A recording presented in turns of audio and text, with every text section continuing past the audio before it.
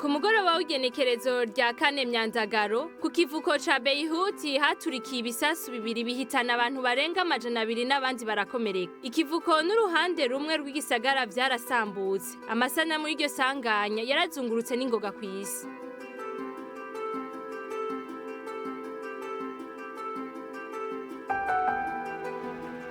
Libani nta nkeka iri mu bukene bw'agahomerabunwa kuva ikibaho. Ubwo bukene bwunyuwe n'intwaro itoroshe mu vya politiki. Abanyelibani barababaye.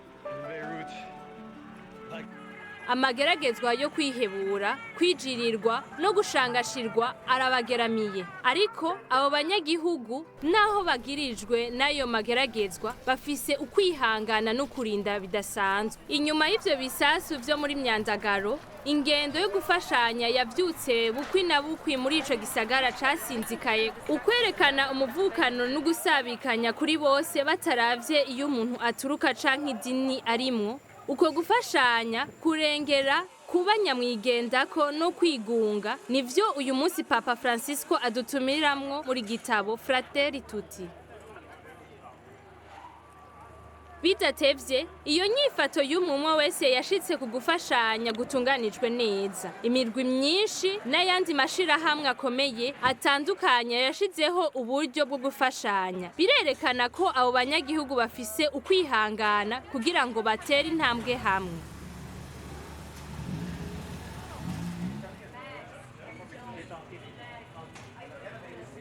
Umugwi wa Adiane waritanze rwose mu gutera intege mu bikorwa bitandukanye vyo kugarukira abanyagihugu. Uwo murwi watangujwe n'abakristu hamwe n'abamusulmani harimo Padiri Fadidau. Uringaniza ivyerekeye imico ndangakaranga, indero, umubano n'ivyerekeye imitima y'abemera. Umurwi w'abakiri bato niwo uje imbere mu gutunganya ivyo bikorwa bitandukanye. Umugi Adiane uremera ko ubudasa bw'abantu ari itunga icankoze ko kurusha vyose n'ubudasa bwubaka ubumwe. Aho ninjira muri Adiane icankoze ko nuko bashizeho umurwi rusange ku bantu badasangiye akabira, badasangiye imyaka, kugira ngo bahure baganire kandi ataho bobivugira mu mwidegemvyo.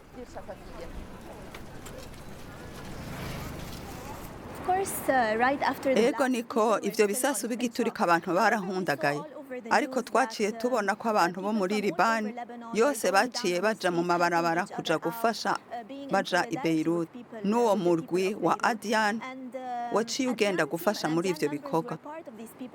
Twarashoboye kubona ingene bose bakorana umwete n'ingene bakora neza. Nta wabaza uwundi ngo mbega akabira kawe nakahe, umugambwe wawe n'uyuhe canke idini ryiwe. Bose bari bazanywe no gufasha no gukorera hamwe kugira ngo Beirut isubire kunaguka.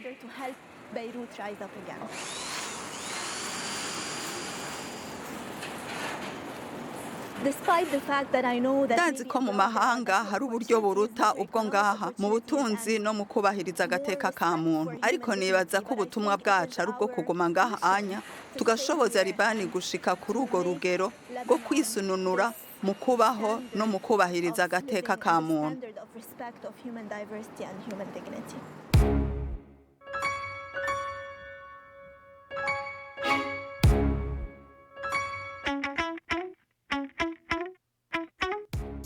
inyuma y'imyiyerekano yo mu kwezi kwa gitugutu 2019 abanyaribani na cane cane abakiri bato bihereje amabarabara ngo baserure ugushegeshwa kwabo ku bukene butagira izina no ku banyepolitike biziziwe n'ibiturire. Naho ikiza ca COVID-19 n'ukwiyugarana vyahagaritse iyo myiyerekano, icifuzo c'uko ibintu vyohinduka kiracari mu mitima y'abanyaribani. Hiba afashanya na wa murwi Adian yitayeho ivy'imibano akaba n'umwanditsi yitwararika kwamamaza ivy'iterambere ry'abanyagihugu. Yadushingiye intahe. I believe during my adulthood Nebaza ko natanguye kwitaho ivy'umubano w'abantu maze gukura. Namye nifuza gufasha aho mperereye kugira ngo mpindure ibintu. Byagiye biraza buhoro buhoro uko nkura bivanye kandi n'ingene nabona igihugu cacu gikeneye gufashwa rwose ngo haboneke iterambere, kwiyakira uko umuntu ari, gutera intambwe mu mubano mwiza mu bantu, mbere no kumererwa neza kwa muntu muri we nyene no mu vyiyumviro vyiwe. Inyuma y'igenekerezo rya 17 gitugutu ninjiye mu mugwi w'abagenzi n'inkerebutsi, hanyuma dutanguza umuhari udahagaze ku vya politiki ariko uharanira uguhindura imibereho y'igihugu.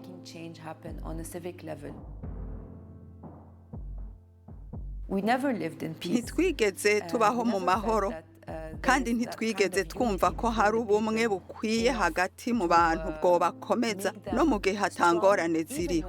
Ubwo bumwe tububona habaye ingorane.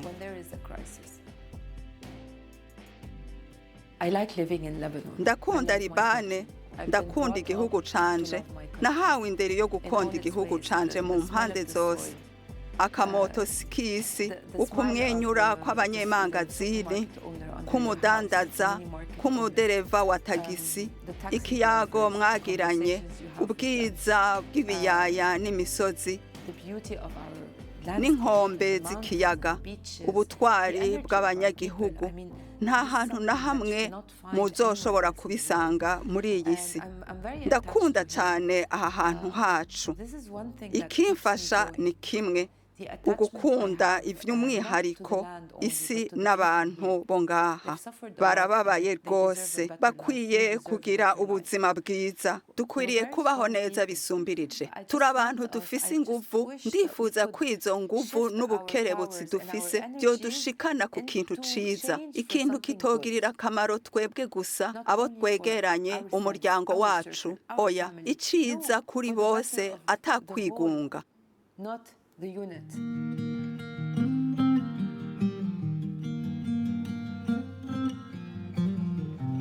Izo nguvu zo guhinduka turazisanga no kwa Padiri Hani wo mw'ishengero ry'Amaroniti yiyegereje abantu bakomoka mu nzego n'amashengero atandukanye kugira ngo bashireho igikoni ca bose.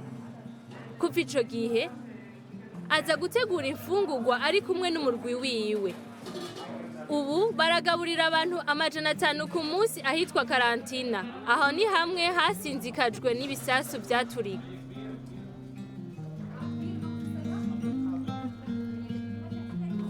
Je suis le curé de la route. Ndi patiri mukuru wo mwibarabara wo ku nzira.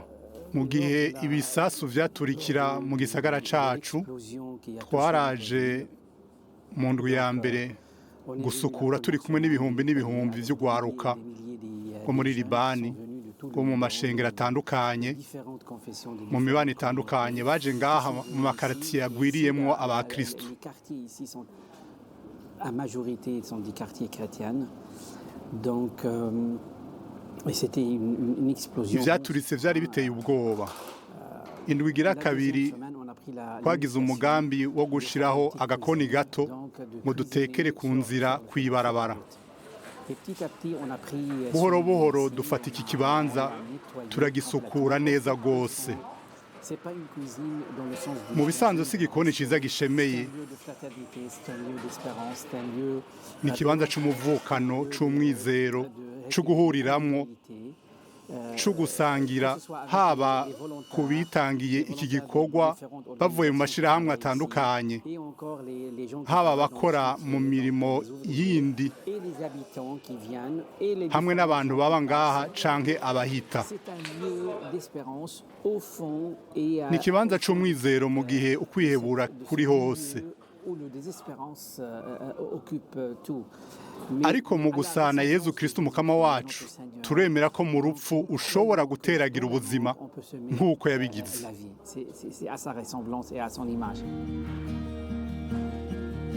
kugira ngo tugarukire n'ingoga ku bantu bari basinzikajwe n'ivyago twatanguye gutegurira abantu 150 ku munsi hanyuma dutangura gutera intambwe buhoro buhoro Le projet, c'est ihangiro ni ukugaburira abantu 1000 ku munsi kandi biriko birashoboka buhoro buhoro kandi turashimira umukama uko yamana natwe vy'ukuri uramukorakora ukamubona witegereje abantu mu maso ukaraba ukumwenyura kw'abaza ngaha n'ibitangaro biba ku munsi turemera atagukeka ko ari umugambi w'umukama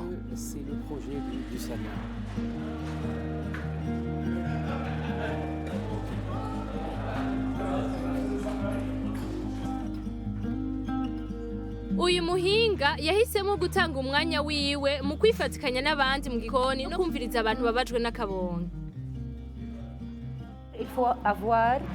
ni ugufasha abantu bwa mbere mu vyankenerwa nshonje nta kintu novuga uburaro ugufungura umutekano nivyo abantu bakeneye ubwa mbere nico gikorwa canje ca mesi yose nkora gushika isaha 10 hanyuma ndafata akanya ko kuruhuka imisi yose hageze saa 11 ndafata akanya nkaja ku bitaro kuja kumviriza abantu bahahamutse guserura ivyo babayemwo vyabahahamuye uko imyaka 5 canke 10 iheze haba intambara muri Libani uri vyerekeye ubutunzi canke vyerekeye politiki umenga tuba kuri nyamugigima abantu bose birakenewe ko bafasha muri kirya na kiriya ikimpa inguvu n'ubumwe bw'abanyalibani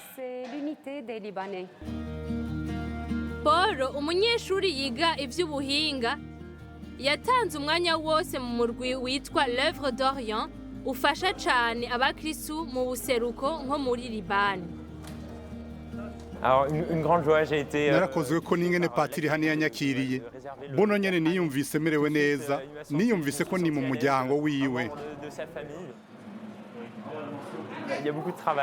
barakazi kenshi mu gutegura imfungurwa barakenya babafasha nakanyamuneza kuri jewe kuba ndiko ndafasha ngaha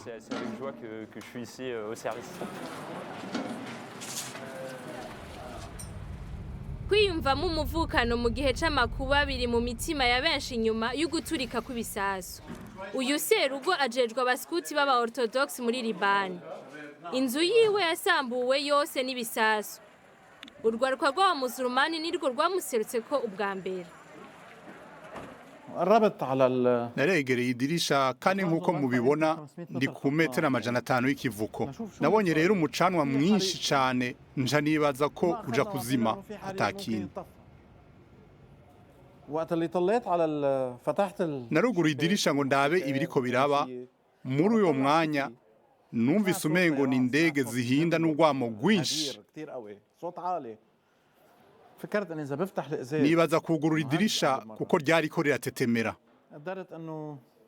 niketse ko hari ikintu kigira kibe kuko urwamo rwaguma rugwira kandi rwegera nja ndikinga nja kure y'idirisha nshitse imbere gato ndaguruka igisasu kigira kabiri cari gituritse ubwa mbere nkubita umutwe ku ruhome rw'ibubamfu hanyuma amaraso aturikira ku ruhome rwose aho inyuma banshonye ahantu hane urutoke barushonye gatatu kubera igikomere cari kininiya nagumye niboma iburyo n'ibubamfu imbere yo gushikira umuryango mukuru mu ntango sinabona neza canke ngo numve neza amajwi urwamo rwari rurenze ivyuka biva mu bisasu vyaturitse vyarokera. Ndavye imbere yanje mbona umuryango w'inzu yanje wavuyeko ukikamye kandi umuryango wari usanzwe wugaye. Imbere yanje hanze umuryango munini w'icuma wo kw'irembo y'igorofa wari wagurutse utarukira hagati mw'ibarabara ya kaburimbo. Abaskuti b'abayisilamu baramenye ko mugenzi wabo yashikiwe n'ivyago, ko inzu yiwe yasenyutse, bafata ingingo yo kuza gufasha nabo. Atanumwe yabibasavye, imigwi ibiri yaravuganye iza gufasha umuvukanyi. Siwe bafashije wenyene, ariko bafashije abantu benshi.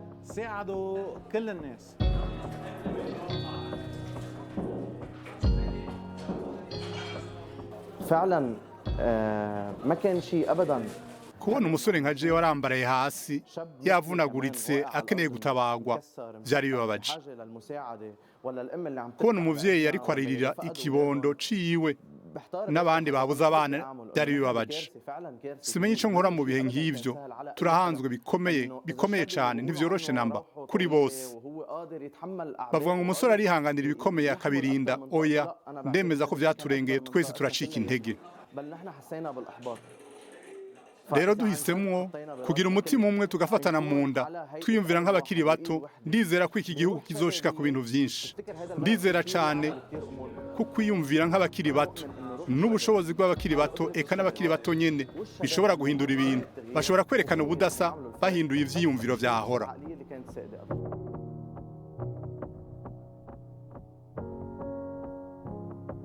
kuko babaye mu kwemera, mu gusabikanya no mu bumwe, abanyagihugu baragerageza gusanura no kwandika kahise kajanye n'ingorane z'agahomerabunwa ziba hanze. Abanyaribani barafise ico batwigisha ku vyerekeye kudacika intege no kwihangana. Ziyadi yize ivya teolojiya, yigisha muri kaminuza yitiriwe umugabikazi wacu. Yashinze umurwi Dialogue pour la vie. Uguhura kwiwe na Frère Roger Witeze vyahinduye ubuzima bwiwe. La guerre du Liban a commencé quand j'avais 9 ans. Intambara yo muri Libani yatanguye mfise imyaka 9. Kuva iyo myaka yose ubuzima bwanje bwaranzwe n'intambara. Aho ubona ikibi, umubabaro, ukabonaho ikibi gishobora kujana no gushikana umuntu. Uko iminsi yagenda niko nabonye ko mu buyabaga bwanje nageze aho nemera gukoresha ingimba. Nibaza ko gukoresha ingimba bishobora kuba inyishu ku bibazo mbere vyose. Ariko mu nyuma nagize amahirwe mpura n'abagabo n'abakenyezi bantumye ngira inyifato yo kwinegura, kwibaza ibibazo, kurondera, gutohoza, gusesangura, kugerageza gutahura. Ivyo vyabaye akataraboneka mu buzima bwanje, mpava ntahura ko twese abantu tuvukana. Ntavuye ntahura ko ivyo duhuriye ko bihambaye kuruta ibidutanya. Ibitwegeranyo birakomeye, ni inyota y'Imana, mu biboneka n'ibitaboneka. Imana turi kumwe, niyo iturongora ikadushoboza urugendo rw'umwizero ku isi.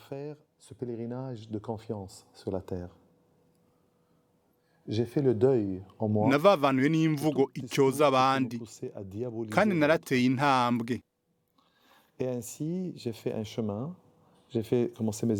Natanguye ivyigwa vya teolojiya muri Libani, hanyuma nifuza kuja iriyo mu Bufaransa kubandanya ivyigwa.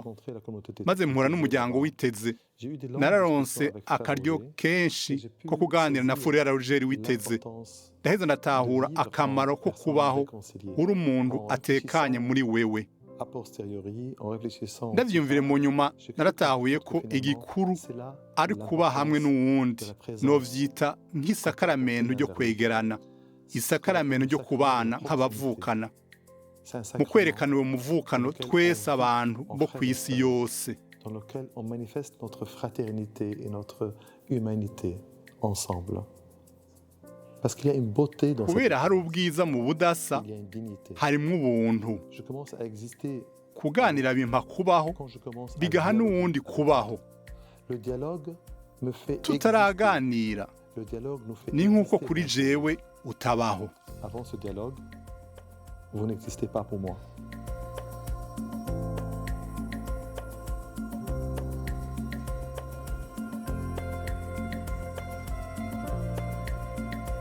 Padiri Agapio, padiri mukuru wa paruwase yitiriwe umuhanuzi Eliya hagati mu gisagara ca Beirut. Iyo sengero yahejeje kubakwa muri 1849 yasambuwe n'intambara. Ibikorwa vyo gusanura vyarangiye mu mwaka wa 2010. Ubu inyuma y'imyaka 10 gusa ikeneye gusanurwa kandi. Bukeye bwaho ibisasu vyaturika yagiye kuri iyo sengero.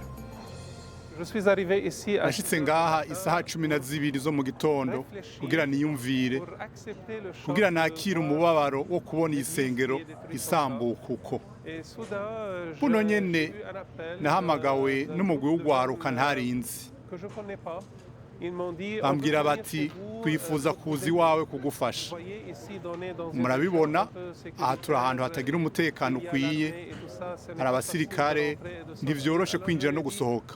Naciye ndabishura nti ngira ngo ntibishoboka mworindira nkazobahamagara mu minsi izi. Haheze isaha imwe basubira kumpamagara bambwira bati duhagaze imbere y'umuryango wawe, abasirikare batwankiye kurengana, turakwinginze ubabwire wewe ko tuzanye no kugufasha. Baraje baratangura gusukura, bakuraho ibimanyu vy'ibiyo vyamenetse, inzugi, intebe, igisenge, eka vyose. Twaragerageje gusukura kugira ngo bishoboke ko abantu binjira mu isengero.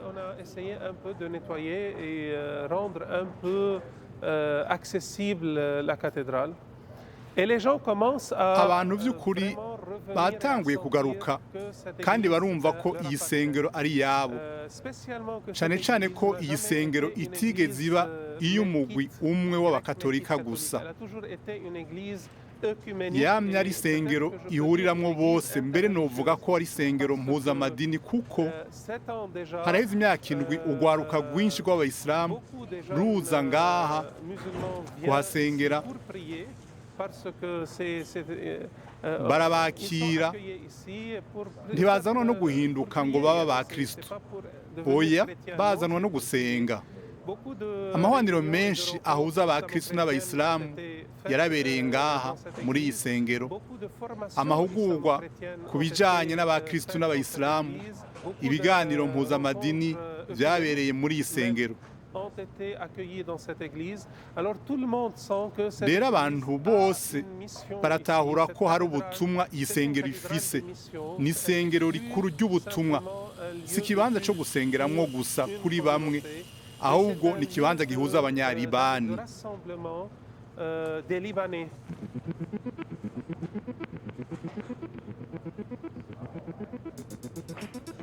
Gusubira kuronka intege nukubahuka kwizera ko gusanura bishoboka. Izo nguvu benshi bazivoma mu kwemera Yezu. We yaraganiye gusubiza ubuzima ivyamaze gupfa n'umwizero mu gushitsa ivyo yaraganye. Kuri jewe icafashije cane no kwegera abantu, kumviriza ivyabashikiye, kubabaza ibibazo, kumviriza amaganya n'umubabaro vyabo, kandi vyaragize ico bihindura gose. Ndafise inkuru yankoze ko uyu mupfasoni umunsi wa mbere badodoye ku muryango wiwe bamubaza ko akeneye gufashwa, yishura ati mu bisanzwe simbona aho nohera. Inzu yiwe hasi yose, ivyo mu nzu vyose vyari hasi. Ndibuka ko twari mu gikoni ciwe vyose vy'ukuri biri hasi, amasahani n'ibindi. Hanyuma dusanga igikombe kimwe kitamenetse na gato. Ndamuha ico gikombe acavuga ati mbega amahirwe, ndagushimiye Mukama kuko ndashobora kunywa ikawa. Jewe vyarankoze ko cane, vyabaye nko kubona umuco muri ivyo vyose vyari vyasambutse, vyaranyubatse.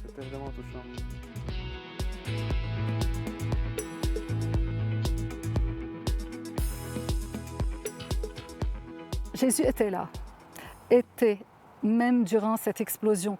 Yezi niho yarari muri ico gihe ibisasu vyaturika kuko hari igihe utabona aho Imana iri aho Yezu ari muri uwo mubabaro twarimwo mu gihugu rero niho yari yababarana natwe yari ku nzira y'ikaravariyo amaraso atemba mu maso yiwe ariko yari ngaha atubwira ati umusaraba uzotsinda uzotanga intsinzi mu kuzuka kwanje nari ku musaraba nka mwebwe ariko hariho izuka riregereje mwihangane mugumane umwizero nanje ngiye guhindura ikigandaro canyu ndakigire intambo nk'uko izabiro ya 29 bivuga ngiye gukayanganisha ivyambagwa byanyu kandi mugiye gushingira intahe mu gihugu cose ico nico Imana yatubwiye iri ngaha yama hagati iruhande yacu mu minsi iheze mu murwi wo kuninahaza Imana yaratubwiye iri jambo muri Izaya 65 ngira nsome gusa akarongo ka 17 na 18 kavuga kati nkako ngiye kurema ijuru rishasha n'isi nshasha bibwiwe mwebwe umwe wese muri twebwe agiye kurema muri jewe ijuru rishasha n'isi nshasha kandi mu muntu wese yababaranye natwe muri iyo mibabaro yose abandanya avuga ati ntawe uzoba acibuka ibya kera ntibizoba bigica no mu mutima ahubwo nimuhimbarwe mame munezerewe n'ivyo ngiye kurema kandi ni jambo rizima uyu munsi rizana akanyamuneza muri twebwe akanyamuneza k'imyaka yose muri twebwe kandi abandanya ati Yeruzalemu nzoyigira yagahimbare kanje igihugu canje naco ndakigira akanyamuneza kanje nivyo rero Yeruzalemu iri hano ijambo ryiwe ni rizima kandi riri kumwe natwe gushika umuhero w'isi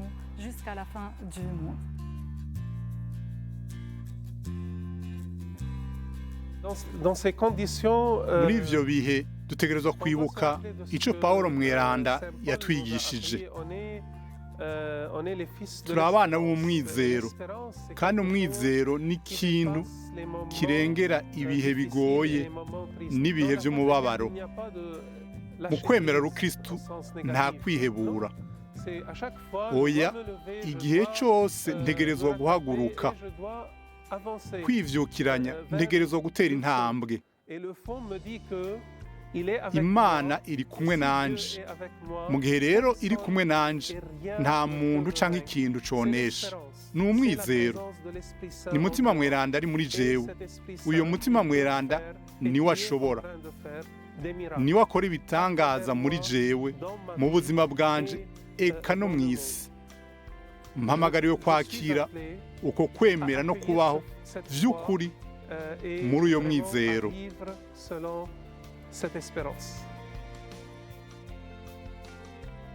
uku kwezi dusengera Libani Mukama ese mutima mweranda yofasha abavukanyi bacu b'abanyalibani gutora inzira y'ukubakira hamwe igihugu kizira akarenganyo kigamije kazoza kuzuye umwizero kuri bose